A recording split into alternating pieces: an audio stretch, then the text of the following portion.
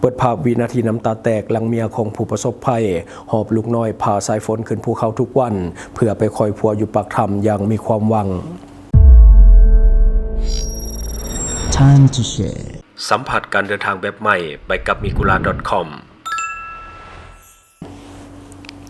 สวัสดีท่านผู้ชมกลับมาพบกับรายการทำทูแสสำหรับหัวข้อข่าวที่เราอยากจะนำเสนอในวันนี้ก็คือเกี่ยวข้องกับภาพที่เห็นให้หลายคนน้ำตาแตกก็คือภาพของเมียของผู้ประสบภัยที่หอบลูกน้อยผ่านสายฝนขึ้นไปภูเขาทุกวันเพื่อที่จะไปคอยถาผัวอยู่ปากถ้ำอย่างมีความหวังซึ่งหลายคนอาจจะได้เห็นภาพผ่านตาไปแล้วเดี๋ยวเราจะเปิดภาพให้ท่านผู้ชมได้เบิ่งนำกัน ไปนอนอยู่ถ้ำวะ มีผัววะ มีพี่น้องเจ้าชันวะ ผัว โอ้ผัว ผัวสองคนที่ยังบ่เห็นทันไหน โอ้ยต้นน้อยนี่มีลูกเจ้าคนละน้อง บุเดียวก็เห็นแล้ว ลูก2 คนผู้นี่ผู้หลาหรือผู้ที่หนึ่งนี่ผู้หลาผู้ที่หนึ่งอายุจักปีน้อง6 ปีอ๋อจิไปนอนถ่าฟังข่าวน้อง อดทนเด้อ อดทนน้องเด้อให้กำลังใจช่วยเด้อ เด้อ ทาง เพิ่น นี้ ก็ เขาก็จก ช่วยเต็มที่ละ รถจกอยู่นี่แม่นซอก2 คนนั่นล่ะ อืม เขาเจ้าก็พยายามเต็มที่อยู่ เจ้า เอาไว้ อืมเจ้า บ่เป็นหยังเจ้าน้อยก็เห็น ส แล้ว มเสย เด็กเขาเจ้าก็ เจ้าเพราะว่ามื้อนี้เขาก็ได้ข่าวดี ช่วย เด้ เต็มที่ได้ข่าวดีแล้วมื้อนี้หลายคนละแล้วกำลานห้อยเนาะอ่ะสู้ๆเนาะเป็นกำลังใจให้พ่อเด้อ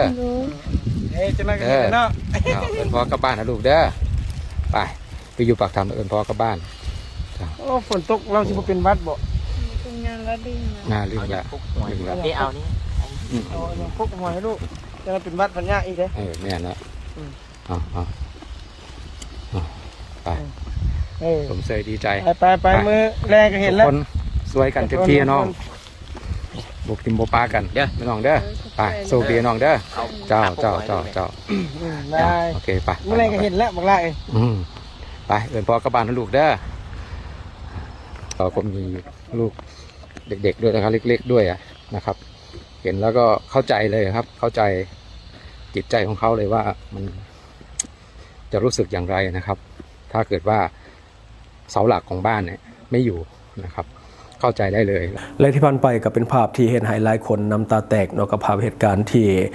หากเกิดขึ้นเมื่อนี้เนาะก็คือภาพของเมียของหนึ่งผู้ประสบภัยที่หอบลูกน้อยวัย8 เดือนขึ้นไปภูเขาทุกวันเพื่อไปรอท่าผัวอยู่ปากถ้ำอย่างมีความหวังถึงแม้นว่าความหวังมันจะลิบหลี่ลงไปเรื่อยๆแต่ว่าเขาเจ้าก็ยังไปแบบวันโตวันเนาะหลายคนที่เห็นคลิปนี้ต่างก็รู้สึกสะเทือนใจและก็เวทนาสงสาร2 แม่ลูกนี่เป็นอย่างยิ่งตั้งแต่เกิดเหตุมาเป็นเวลาเกือบ20 วันแล้ว2 แม่ลูกนี้ยังคงเฝ้าคอยที่ปากถ้ำบ่เคยห่างโดยความหวังว่าผัวที่ติดอยู่ด้านในจะคงมีชีวิตอยู่และก็จะกลับออกมาหาลูกเมียอย่างปลอดภัยถึงแม้ว่าความหวังมันจะนับวันลิบหลี่ลงไปเรื่อยๆก็ตามแต่ว่า2 แม่ลูกนี้ก็ยังคงตั้งหน้ารอคอยต่อไปบางวันแดดร้อนอบอ้าวบางวันฝนตกแห้งแต่ว่า2 แม่ลูกนี้ยังคงปักหลักเคียงคู่อยู่กับทีมกู้ภัยบ่ไปไสตามข้อมูลเบื้องต้นที่ออกมาให้รู้ว่าลูกน้อยของเราอายุเพียงแต่8 เดือนเท่านั้นซึ่งยังบ่ทันได้รับรู้ด้วยซ้ำว่าเหตุการณ์ที่เกิดขึ้นนี่แม่นยังในวันที่5 คนติดถ้ำออกมาก่อนก็คือออกมาได้สำเร็จคนอื่นๆพากันดีใจทั้งห้องทั้งไห้ด้วยความดีใจแต่ว่า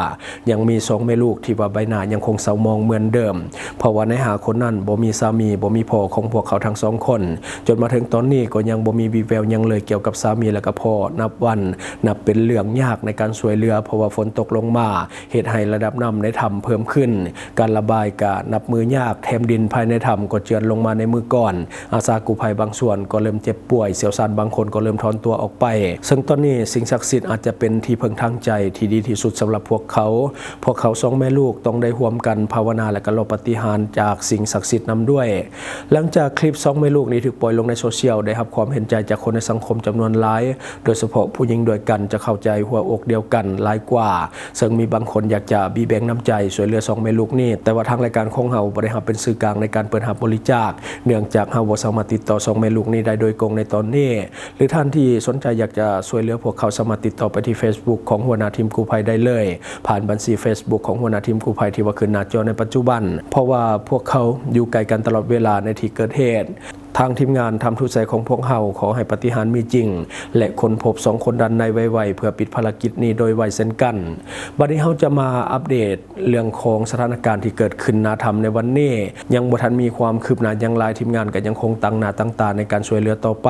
ได้มีเสี่ยวซาน1ฐานได้ถอนตัวแล้วก็บินกลับบ้านไปแล้วที่ฟินแลนด์นั่นก็คือฐานมิโกปัสสีซึ่งฐานได้มีภารกิจอื่นที่ว่าต้องได้ไปเฮ็ดและก็มีครอบครัวมีลูกมีเมียที่กำลังรอคอยเข้ากลับบ้านซึ่งก่อนกลับเพิ่นก็ได้ฝากผลงานอันสำคัญไว้แล้วก็คือการค้นพบทั้ง5คนที่ออกมาก่อนหน้านี้การกลับในครั้งนี้เป็นการกลับแบบด่วนซึ่งบ่มีพิธีจัดส่งอย่างเป็นทางการจากเจ้าหน้าที่ฝ่ายลาวแต่มีทีมกู้ภัยเท่านั้นที่ว่าไปส่งเพิ่นที่สนามบินและมีการมอบใบเกียรติคุณหรือว่าใบย่องยอคุณงามความดีแก่เพิ่น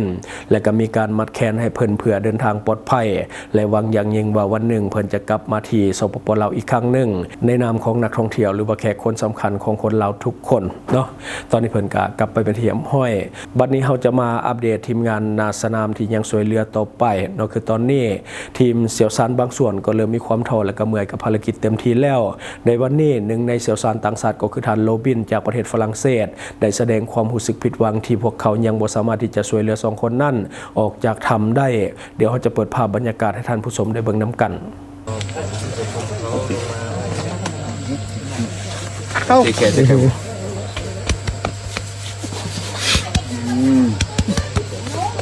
กูก็จะร้องร้องตามอยู่สิ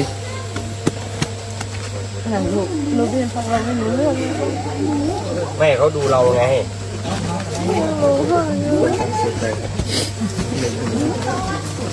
แม่ทุกคนไม่ตั้งใจทำงานตามเลยจูมาโอเคไหมไม่ได้หรอกโรบินบอกเลยWhy so serious, bro? Are you okay? You okay Robin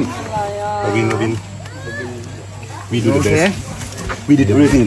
the best. เรียกบินมาดิคุณบินมาเรียกคุณบินมา Our mission is not finished yet. We have second way, third way. Okay. Thank you. Take care.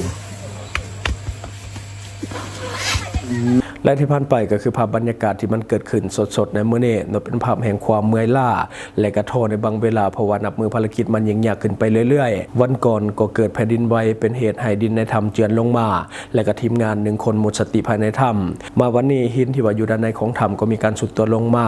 มีโอกาสที่จะปิดปากถ้ำซึ่งการเฮ็ดเวียกแมนโหดขึ้นไปเรื่อยๆจะได้ก็ตามขอให้ทุกคนที่ติดตามข่าวสารจงร่วมกันในการให้กำลังใจพวกเขาในการปฏิบัติหน้าที่ผ่านช่องทางต่างๆบ่ว่าจะเป็นคอมเมนต์หรือว่า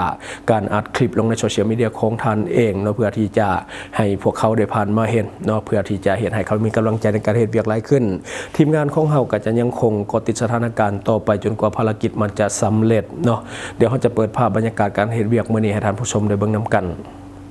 ข่าวสารที่หลากหลายนำเสนอได้โดนใจวิเคราะห์ตรงประเด็นแถมเนื้อหาก็ฟังง่ายอัปเดตข่าวเล่าทุกแบบทุกสไตล์ฟังกันสบายที่ช่องทางทูแชร์Time to share Time to share Time to share แล้วครบเครื่องข่าวคนลาวแท้ๆนำเสนอลงคลิปใหม่ทุกวันเปิดมาเมื่อไรก็ได้เจอให้ชมกันฟรี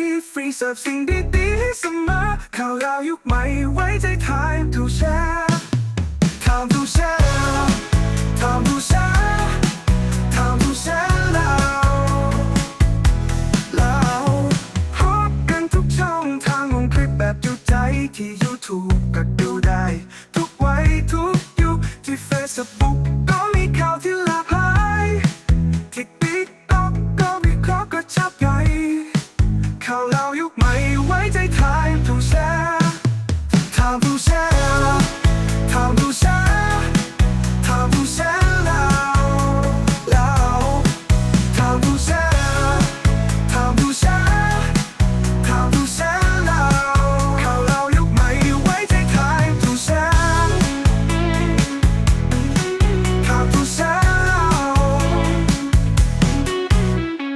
และที่ผ่านไปก็คือภาพบรรยากาศโดยรวมที่ว่าเกิดขึ้นในมื้อนี้เนาะและบัดนี้เฮาขอฝากข่าวดีสำหรับท่านที่กำลังมีแผนอยากจะเดินทางเข้ามาท่องเที่ยวสปปลาวในปัจจุบันเนื่องจากว่าแหล่งท่องเที่ยวธรรมชาติกำลังสวยงามในปัจจุบันเนาะซึ่งว่าการรู้ข้อมูลล่วงหน้าเป็นสิ่งจำเป็นและก็สำคัญเพื่อป้องกันการถึงเอาเปรียบจากมิจฉาชีพซึ่งท่านสามารถค้นหาข้อมูลผ่านเว็บไซต์น้องใหม่ของเฮาก็คือเว็บไซต์ mikula.com ซึ่งท่านจะได้ทุกอย่างที่ท่านต้องการแน่นอนบ่ว่าจะเป็นข้อมูลสถานที่ท่องเที่ยวข้อมูลร้านอาหารต่างๆข้อมูลสถานที่บ้านพักโรงแรมข้อมูลการเช่ารถข้อมูลเรื่องของการนำเที่ยวซึ่งท่านสามารถสมัครเข้าใช้ง่ายๆโดยอีเมลหรือว่าโซเชียลมีเดียของท่านเป็นต้นแม่น Facebook ซึ่งบริการของพวกเฮาแม่นฟรี 100% ที่ mikula.com สำหรับท่านที่ยังสมัครบ่เป็นสามารถกดเข้าไปเบิ่งคลิปอยู่ภายใต้คอมเมนต์ของเฮาซึ่งเฮาได้เฮ็ดคลิปสอนการลงทะเบียนไว้แล้วและทั้งหมดก็คือสิ่งที่เฮาเก็บมาเล่าสู่ฟังว่าท่านจะได้รับสาระดีๆสำหรับท่านที่ว่าเบิ่งรายการเฮาอยู่คิดเห็นจังได๋กับสิ่งที่ว่านำเสนอไปก็อย่าลืมฝากไว้ภายใต้คอมเมนต์ของเฮาและข้าพเจ้าจะเข้าไปอ่านด้วยตนเองขอบใจ ช่องทางที่คุณสามารถรับชมข่าวสารจาก Time to Share Studio Fanpage Time to Share Laos YouTube Time to Share TikTok Time to Share Laos Facebook สิงห์ดาราสายลินอยู่เมืองลาวใช้แต่เงินกีบลาวและส่งเสริมผลิตภัณฑ์ภายในเพื่อลดพรการนำเข้าสินค้าและแก้ปัญหาเงินตา Subscribe for more video.